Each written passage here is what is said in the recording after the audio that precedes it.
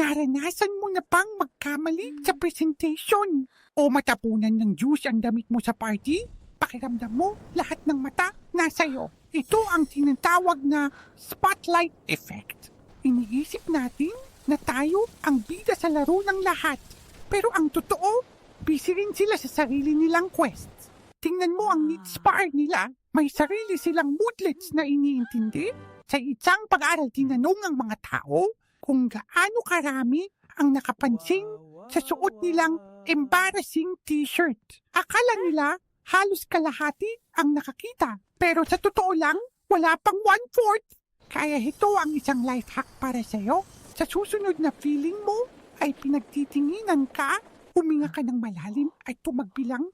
Ilan ba talaga ang literal na nakatingin sa'yo? Magugulat ka kung gaano sila kabisi sa sarili nilang mundo.